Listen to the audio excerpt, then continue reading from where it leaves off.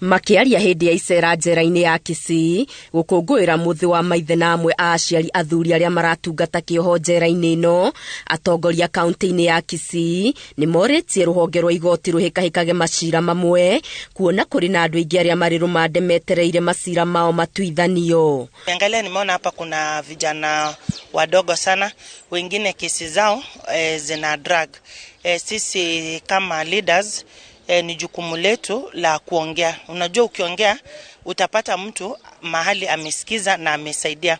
So kama hizi cases zinaweza harakishwa, hata tutapatia maofisa kwenye majela kazi rahisi kuwa na ile number they can manage. Mubuge mutumia wa kaunti ino Donya Doris oho akiuria thirikari igie na mubango wa kurumanirira na aria marikia kioho kumahe mataro niguo kuhota kugwatanira na muingi kuona aingi aria maumaga njera ni matunganaga na moritu gucokereria muturire ta hau kabere. Unaona siku hizi mental cases ziko very high.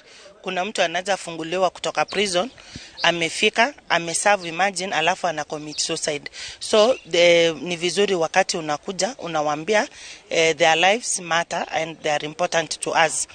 Naguo muingi urathingatwo gwitwiria migendere na gwathikira watho niguo gwithemana na maria mangicungiriria mundu kuohwo njera utigithukanio na andu ao na guthimirwo wiyathi wake.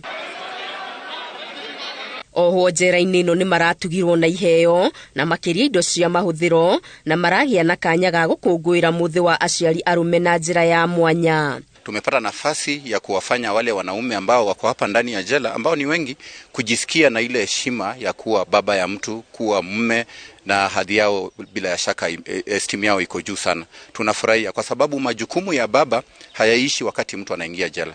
Na jukumu kubwa kabisa katika maisha ya wafungwa ni kwamba iko siku tunatazamia kuwa watatoka nje, waende nyumbani na waendelee na yale majukumu yao kama kwa jamii, kama wanaume, kama bwana ya mtu, kama baba ya mtu.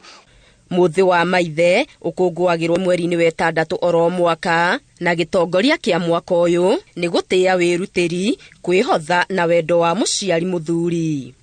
Ngiribotera Inooro TV, Getu Wangari Maria wa Muigana.